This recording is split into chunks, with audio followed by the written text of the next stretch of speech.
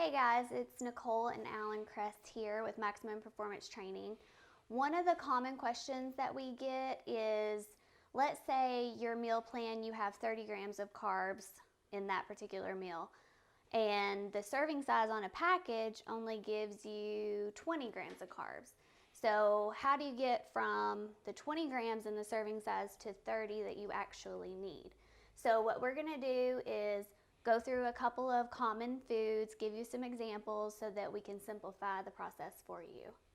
Yeah, so obviously this a little math involved, so calculating these things. And once you do this a few times, you'll see how fast it is and how easy it is to, when you're subbing different foods in, like if you have something that's a meal plan that's written for you, has the foods listed and then the serving size. Obviously, the serving size for 30 grams of carbs for a potato is going to be different than 30 grams of carbs for rice, right? So if you want to have rice instead of potato or quinoa or bread or whatever, you'll be able to sub them in and keep your macros the same, right? So that's the vital part, is being consistent with your calories and or your macros, all right? So the first thing we're going to start with is regular rice. This is probably the most common food for pretty much everybody across the board. Okay, so what we're going to do is we're going to write down, and we'll have the shot of the rice in the corner in the video, of the serving size and fats, carbs, and proteins that are listed on the package per serving, right? And as Nicole mentioned, the serving size is going to vary from product to product. And you'll see a serving size, like on this one. What we have is the serving size says 1 cup, and then in parentheses it has 142 grams. Okay, so I always tell people to use the grams, not the cup, because that's not accurate whatsoever. You could get a cup of rice and it could be 160 grams or 152 grams or whatever it may be. So always use the grams here for the serving size when you're calculating this stuff, okay? So for the rice, it's 1 cup, 142 grams. Fat is 0. Carbohydrates are 46, and these are total. Protein is 4, okay? So the first thing that you need to do is you need to take the serving size, which is 142 grams, and say you need to be able to figure out carbs. And your carbs that you're wanting to calculate is 30 grams, okay?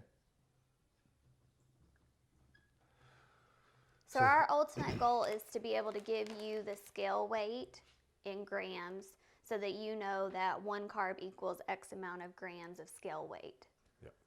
So what we do initially, Nicole has a calculator here, is you take the 142 grams, the serving size, and you divide that by the amount of carbs that are listed on the package. Per serving. So, yep, and this is per serving. So in 142 grams of scale weight, there's 46 grams of carbs, okay?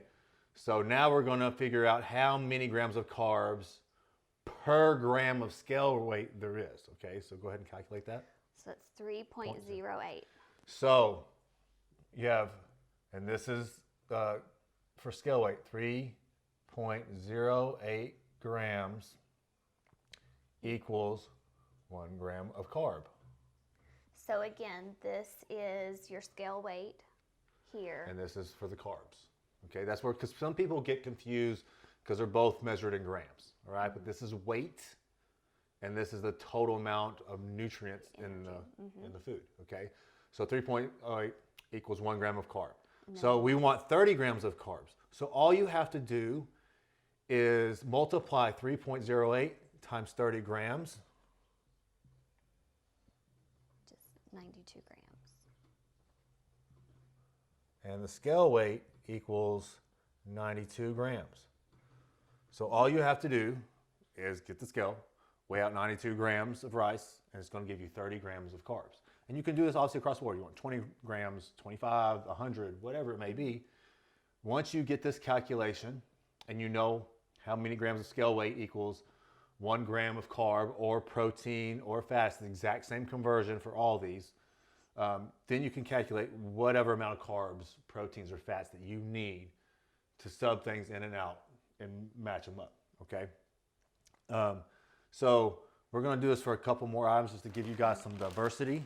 And then a quick tip too, if there's a lot of common foods that you eat on a daily basis or weekly basis, like jasmine rice, then your best bet until you, like we kind of have this memorized, like we already know the 3.08, but you know, keep a little log and know that rice, okay, have a little cheat sheet on your refrigerator near your scale so that you don't have to do this each time. And again, the more that you do it, you're going to have little numbers like this memorized so that automatically you're going to go, I need 50 grams of carbs post-workout. 50 times 3.08 equals X amount of scale weight.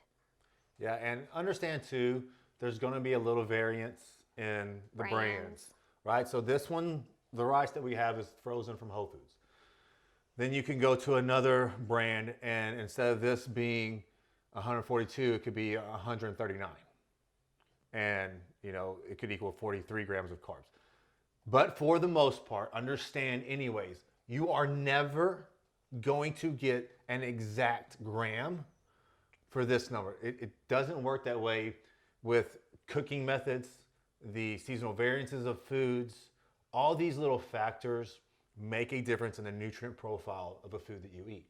So you could buy the same apple from the same store, and depending on if it's winter or if it's spring, the nutrient content is going to vary. It could have 22 grams of carbs in one apple, and then it could have 27 in another, okay? So there's going to be that little variance because this is not about perfection, right? It's just portion control and making sure we are staying in these ranges.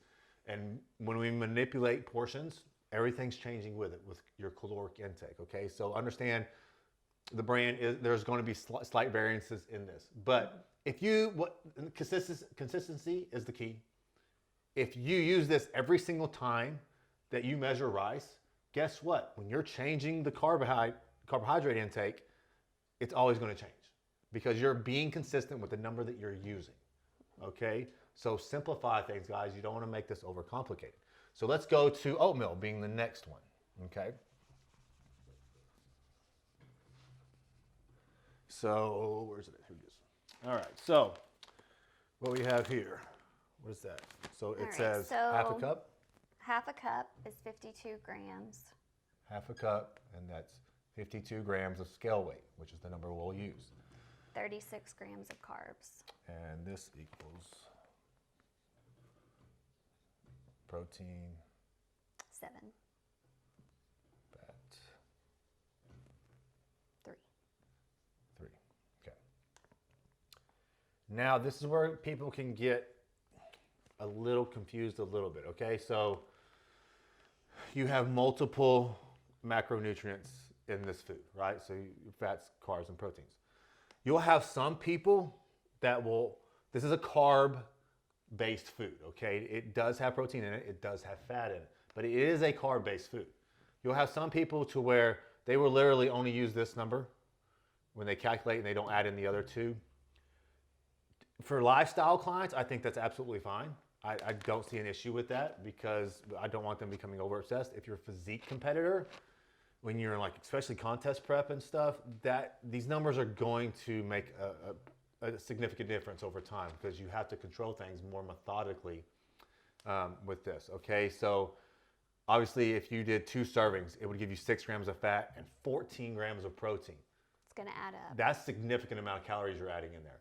So you need to make sure you're taking these, all 3 of these into account when you're getting a lot more diversity with these foods. Or if you're in a serious prep or fat loss phase, you could literally simplify it and keep the foods that pretty much only have one source in it. Protein is, lean proteins are pretty much going to be just protein, minimal fat. Your rices, your quinoas, your breads are going to be predominantly just carbs with hardly any protein or fat. So oils, just fat. So if you want to simplify it, that's the best way. But just make sure that you do take these things into account because they do add up. All right. So if we want 30 grams of carbs again, and this is 36 per serving, we would take the 52 and divide that by 36 1.44. And it gives you 1.44 grams of scale weight per 1 gram of carb in this. And then obviously all we need to do to get the 30 grams of carbs is multiply that by 30. And that gives us 43 grams. 43 grams of scale weight.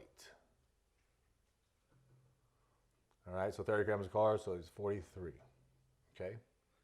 So this is a good example because I do work with some vegan clients and this becomes more of a factor, and a lot of people do like variety, so it's important to be able to translate these measurements. And like Alan said, you know, if you had 2 servings, that's going to make a bigger difference with 14 grams of protein or 6 grams of fat. So this is where apps can be beneficial because it gives you that opportunity to look at the full picture of the meal.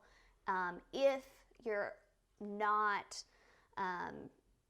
like Alan said, just doing, you know, sources like a sweet potato or jasmine rice or red potato or something like that where it's very minimal fat or protein. So I hope that that makes sense. Okay, so now we got the 30 grams of carbs. How do we know how many grams of fat's in that 30 grams of carbs? So what you do here is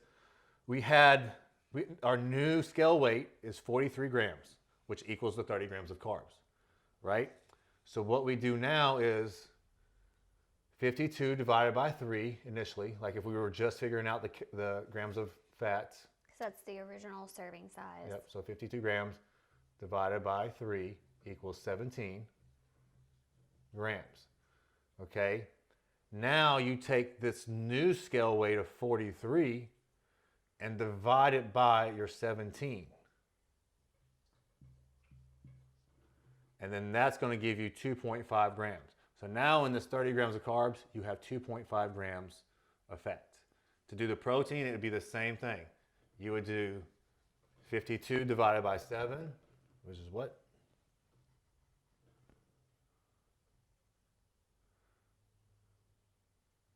7.4. 7.4 grams. Then we take that 43 and divide it by 7.4. 5.8.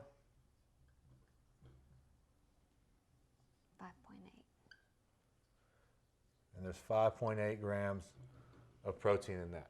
So it's still easy, guys. Once you figured out the grams, and you could do this reverse either way, but once you've gotten this new scale weight for your 30 grams of carbs, then from there it's just the serving size divided by the fat that's on the package gives you a number, and then you divide it by the new scale weight, and that'll give you what is fat or the protein. So a clear picture.